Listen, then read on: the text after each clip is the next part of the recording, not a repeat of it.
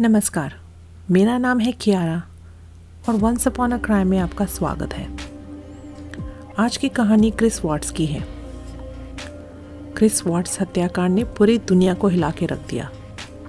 शुरू करने से पहले हम शनैन के परिवार के प्रति अपनी संवेदना और सहानुभूति भेजना चाहते हैं। इस हत्याकांड को अपनी मुकाम तक पहुंचाने के लिए 3 लोगों ने अहम भूमिका निभाई है। पहली, निकोल एटकिंसन, जो शनैन की सहेली थी। नेथन ट्रिनास्टिच, जो क्रिस और शनैन के पड़ोसी थे। और तीसरी, सीबीआई ऑफिसर और पॉलीग्राफ एग्जामिनर टैमी ली। क्रिस और शनैन की कहानी कुछ इस तरह से शुरू होती है। वो फेसबुक पे पहली बार मिलते हैं। फिर साल 2010 में उनकी प्रेम कहानी शुरू होती है। क्रिस शनैन को शादी का प्रस्ताव रखता है। फिर साल 2012 में क्रिस और शनैन की शादी भी हो जाती है। उसी साल 2012 में क्रिस शादी, संबंध और रिश्तों के बारे में YouTube पर ये वीडियो अपलोड करता है। Keep this relationship going? Do I have a moral obligation to stay in this relationship? Or is it a necessity for me to stay in this relationship?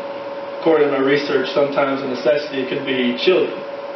Sometimes when you have children and your relationship starts to deteriorate, a child could help repair it. शादी के बाद Chris और शनैन Colorado के Frederick नाम के एक शहर में जाकर बस जाते हैं। क्रिस को एनाडार्को पेट्रोलियम में नौकरी मिल जाती है और शनैन लेवल थ्राइव नामक एक कंपनी में काम करने लग जाती है। शादी के कुछ साल बाद उन्हें एक बेटी पैदा होती है जिसका नाम था बेला। उसके 1 आध साल बाद उन्हें एक दूसरी बेटी होती है जिसका नाम था सेलेस्ट। उनके घर में सब कुछ अच्छी तरह से चल ही रहा था। फिर मई के 2018 में शनैन को पता चलता है कि वो तीसरी बार मां बनने वाली थी। कहानी कुछ इस तरह से शुरू होती है। गर्भवती शनैन अपने काम के सिलसिले में 2-3 दिनों के लिए एरिज़ोना गई हुई थी। इस समय क्रिस दोनों लड़कियों को देखभाल करने लग जाता है। 13 अगस्त 2018 की रात को लगभग 2 बजे वो घर लौटती हुई CCTV कैमरा में नजर आती है। उसकी दोस्त निकोल एटकिंसन उसे अपनी गाड़ी से घर छोड़ देती है। इसके बाद शनैन अपने दोनों बच्चों के साथ लापता हो जाती है। 13 अगस्त की उसी सुबह शनैन के एक डॉक्टर का अपॉइंटमेंट था और निकोल एटकिंसन उसको फिर से डॉक्टर के पास अपनी गाड़ी में ले जाने वाली थी। पर शनैन का फ़ोन बहुत बार ट्राई करने के बाद और उसे टेक्स्ट मैसेजेस भी भेजने के बाद शनैन का कोई जवाब निकोल एटकिंसन को नहीं मिलता। फिर निकोल एटकिंसन शनैन की माँ को फ़ोन करती है और फिर क्रिस उसके पति को भी फ़ोन करती है, पर उन दोनों से भी उन्हें सही जवाब नहीं मिलता। इसके बाद निकोल एटकिंसन थोड़ी डर सी जाती है क्योंकि उसने आज तक शनैन को अपना कोई भी अपॉइंटमेंट चूकता हुआ नहीं देखा था। फिर इतने देर तक जब निकोल का शनैन के साथ कोई संपर्क नहीं हो रहा था तो निकोल एटकिंसन ने पुलिस को फ़ोन लगाया। My name's Nicole, and I'm calling because I'm concerned about a friend of mine. I dropped her off at her house at 2 in the morning last night, and I haven't been able to get a hold of her this morning. And I've gone to her house, and her car is there, but she won't answer the door. She won't answer phone calls. She won't answer text messages. Come out that way as soon as we can. I would just advise you, to not try to make entry into the house or anything like that. Hi. Here, Nicole? Yes. Okay. What's going on? So my friend, we were out of town for a business trip this weekend. All right. And I dropped her off at 2 o'clock this morning. She was very distraught over the weekend, wasn't eating normally or drinking, and we kept trying to force it on her. जब police वहाँ पहुँचती है तो Nicol police को बताती है कि वो बहुत ही चिंतित है क्योंकि अचानक गायब हो जाना शनैन के स्वभाव में नहीं था। ये कैमरा एक बॉडी कैमरा है जो उस समय एक पुलिस ऑफिसर ने पहन रखा था। थोड़ी देर बाद क्रिस भी वहाँ पहुँच जाता है। घर का मुआयना जब होता है तो पुलिस को पता चलता है कि घर से कोई भी चीज़ चोरी नहीं हुई, किसी का भी बाहर से अंदर आने का सुराग नहीं था और चीज़ें वहीं के वहीं थी। घर पर उन्हें शनैन का फ़ोन, उसकी दवाइयाँ, उसका पर्स और उसके रोज़ के पहनने वाले जूते भी मौजूद थे, पर शनैन और उसके बच्चों का कोई अता पता नहीं था। घर से सिर्फ क्रिस का और शनैन के बिस्तर का एक चद्दर और बच्चों के बिस्तर के 2 कंबल गायब थे। इस क्लिप में क्रिस शनैन की अंगूठी पुलिस ऑफिसर को दिखाता है, मानो कि शनैन अपनी रोज़ की झगड़ों से तंग आकर बच्चों को लेकर घर को और क्रिस को छोड़कर चली गई हो। पूरे समय हम निकोल एटकिंसन के चेहरे पर बेचैनी और चिंता साफ देखते हैं, पर क्रिस के चेहरे पे ऐसी कोई भी चिंता प्रदर्शित नहीं होता। नेथन ट्रिनास्टिच। थोड़ी देर के बाद क्रिस के पड़ोसी नेथन ट्रिनास्टिच पुलिस को सूचित करता है कि उसी सुबह करीबन 5 बजे क्रिस को कुछ सामान अपनी गाड़ी में डालते हुए सीसीटीवी कैमरा में देखा गया। पुलिस ऑफिसर और क्रिस ये देखने के लिए नेथन ट्रिनास्टिच के घर में जाते हैं। जब क्रिस ये देखता है तो उसकी जैसे होश उड़ जाते हैं। वो आगे पीछे डोलने लगता है और फिर अपने दोनों हाथों को अपने सर के ऊपर रखता है। इसे आत्मसुखदायक व्यवहार या अंग्रेजी में सेल्फ सूदिंग बिहेवियर कहा जाता है। ये आमतौर पर खुद को शांत करने का प्रयास में किया जाता है। नेथन ट्रिनास्टिच को उसके इस व्यवहार से शक होने लगता है और वो पुलिस को ये बयान देता है। No.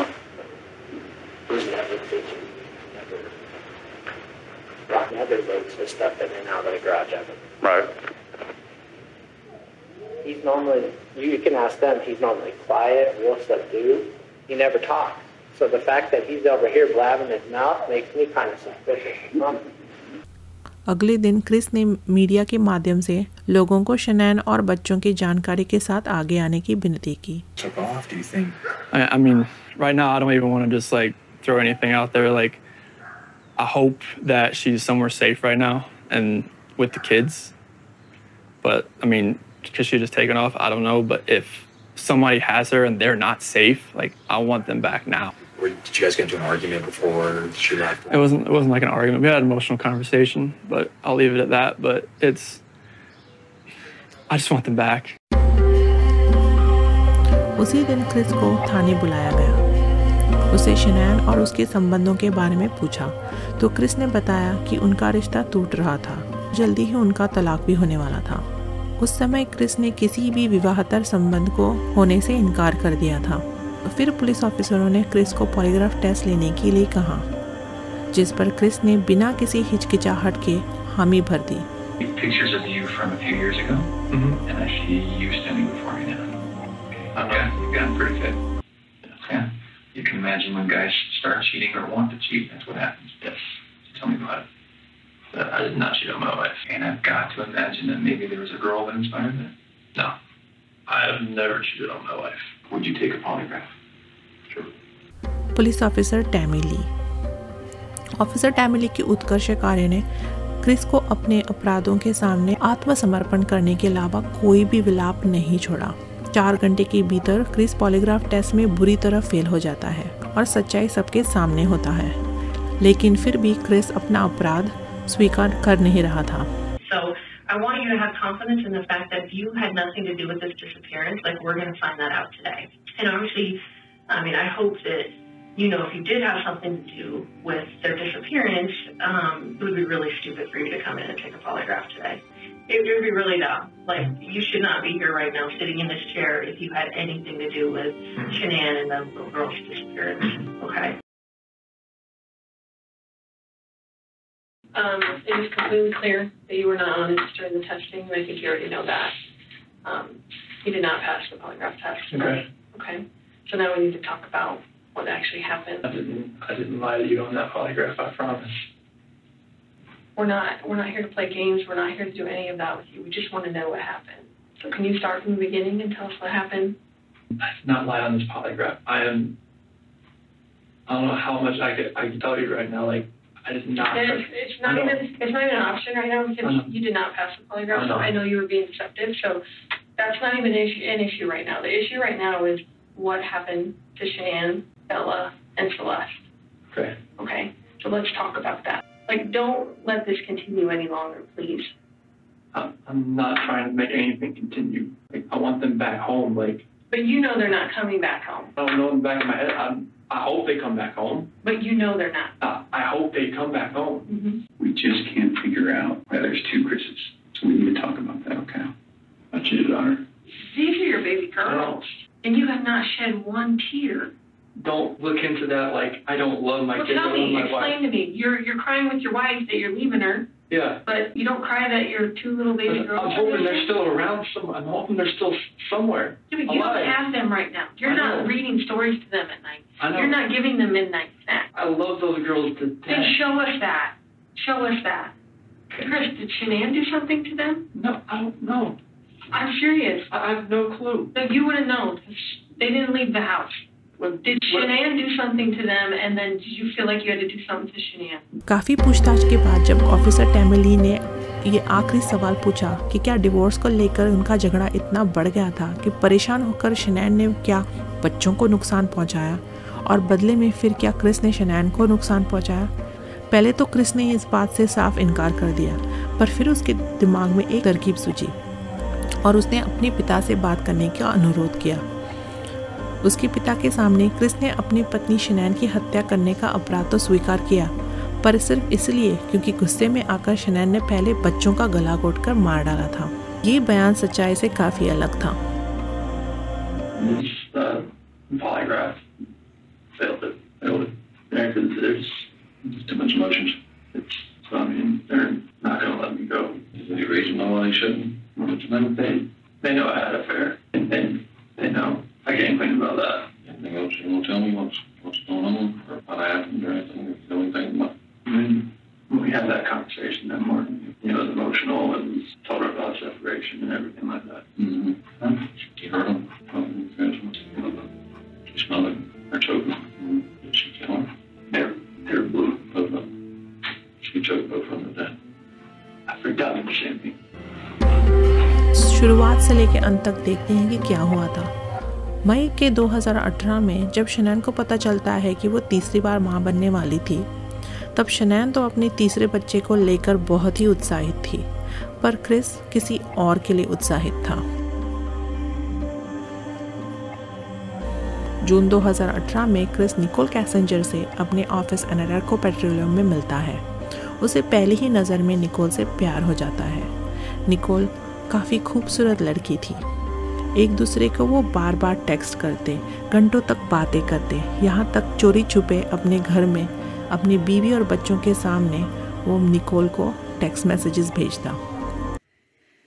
Thank you so much for coming out here with me, Christopher. I am having a wonderful time. You mean a lot to me, and I'm glad that you're having a blast. I am so out of breath. फिर 27 जून 2018 को शनैन और उसके बच्चे नाना नानी के घर north Carolina में 6 हफ्ते के लिए चले जाते हैं। क्रिस उनके साथ नहीं जाता। अपने परिवार के बिना मानो क्रिस को अपने मन चाहे करने की जैसी छूट सी मिल गई हो। इस दौरान क्रिस और निकोल खुलेआम मिलने लगे। उनकी दूरियां अब कम होने लगी और वो डेट पे हर रोज़ जाने लगे थे। उनके बीच अब शारीरिक संबंध भी शुरू हो गए थे। शनैन को इस समय लगने लगा था कि कुछ तो गड़बड़ है। क्रिस और शनैन के बीच की दूरियां बढ़ती चली गई। क्रिस शनैन को फ़ोन भी नहीं करता और उसका फ़ोन भी नहीं उठाता। उसके टेक्स्ट मैसेजेस के वो रिप्लाई भी नहीं करता। यहाँ तक कि अपनी बेटियों से वो बात भी करने के लिए समय नहीं निकाल पाता। शनैन ने इस व्यवहार के बारे में क्रिस से बहुत बार पूछा, पर क्रिस का इसके बारे में कोई भी जवाब उसे नहीं मिला। 6 हफ्तों के बाद क्रिस उन्हें लेने के लिए नॉर्थ कैरोलिना जाता है और वहाँ वो 1 हफ्ता बिताता है। शनैन से वो दूर दूर से रहने लगता है। क्रिस को वो अपने फ़ोन पर बार बार लगातार किसी को टेक्स्ट भेजते हुए नजर आता है। शनैन समझ ही नहीं पा रही थी कि इन 5 हफ्तों में इतना क्या बदल गया था। फिर 7 अगस्त 2018 को पूरा परिवार फिर से कोलोराडो लौटता है। क्रिस और शनैन के बीच की दूरियां और भी बढ़ने लगती हैं। उनके बीच अब बहुत ही बहस और विवाद होने लगता है।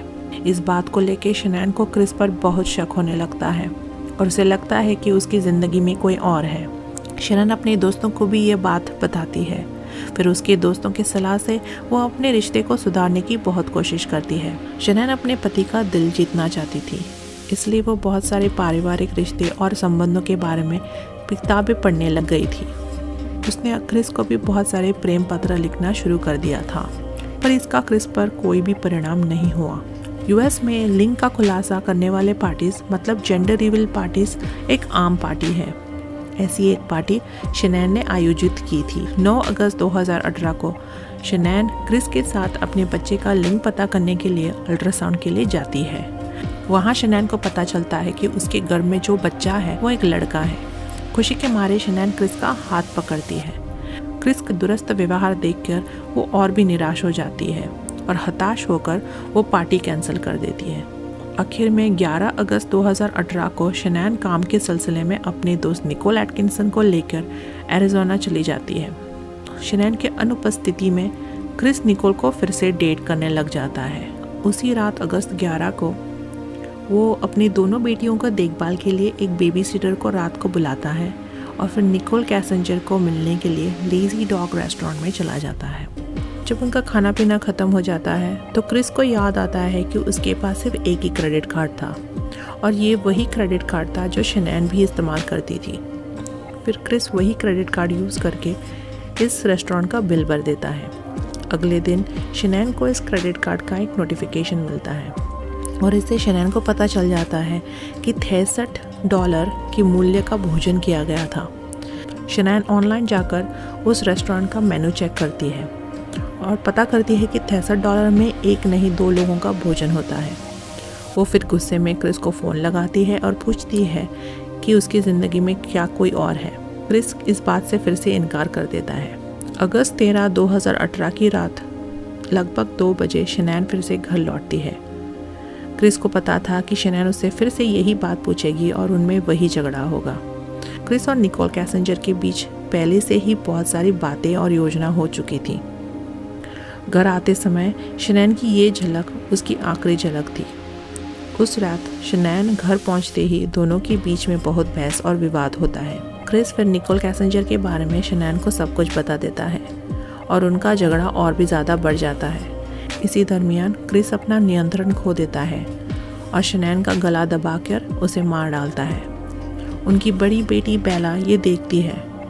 फिर वो बेला और सेलेस्ट को अपनी गाड़ी में बिठाता है। फिर क्रिस शनैन की लाश को एक चादर में लपेटकर उसी गाड़ी में डालता है और फिर अपनी बीवी की लाश और दोनों बच्चों को लेकर क्रिस अपनी गाड़ी एनाडार्को पेट्रोलियम की तरफ बढ़ाता है। तब उसको दोनों बच्चे अपने पिता क्रिस से पूछते हैं कि माँ को क्या हुआ और वो उन्हें बताता कि वो सो रही है। वहाँ पहुँचते ही क्रिस शनैन की लाश को एक कब्र में डालता है। फिर 3 साल के सेलेस्ट को वो उसी के गुलाबी कंबल से गला घोंटकर मार डालता है। 4 साल की बेला ये देखकर अपने पिता से अपने प्राणों की भीख मांगती है, पर क्रिस के सर पर एक भूत सा सवार था। वो निकोल कैसेंजर के प्यार में इतना दीवाना सा था कि अपनी बेटी के पुकार भी नहीं सुन पाया। फिर वो बेला को भी उसी कंबल से मार डालता है। फिर क्रिस अपनी दोनों बच्चियों की लाश लेकर एनाडार्को के तेल के टंकी में फेंक देता है। वो फिर अपने ऑफिस चला जाता है। सुबह करीब 10 बजे वो बच्चों की स्कूल में फ़ोन करता है और उन्हें सूचित करता है कि बच्चे इस साल स्कूल नहीं आएंगे। फिर वो अपने रियल्टर एजेंट को घर बिकवाने के लिए फ़ोन करता है। ये वीडियो साल 2022 में बना है और आज तक शनैन और क्रिस का वो घर कोई खरीदने के लिए तैयार नहीं है। काफ़ी दबाव के बाद क्रिस ने आखिरकार अपनी पत्नी और दोनों बच्चों की हत्या करने का गुनाह कबूल किया। क्रिस को पैरोल की संभावना के बिना 5 आजीवन कारावास की सज़ा सुनाई गई। इसमें अपने अजात बच्चे निको की मृत्यु के लिए उसे 48 साल और लाशों के अवैध निपटान के लिए 36 साल भी शामिल थे। रूसिक परिवार आज भी इस घटना से उबर नहीं पाया।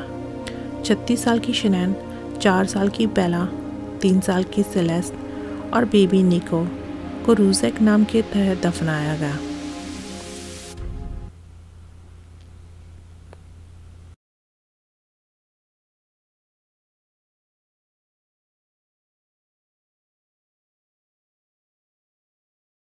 इस पूरे चक्कर में निकोल कैसेंजर बाइज्जत बरी हुई। निकोल कैसेंजर की झूठ हम अगले भाग में देखेंगे। तब तक के लिए मैं कियारा आपसे आज्ञा चाहती हूँ। नमस्कार।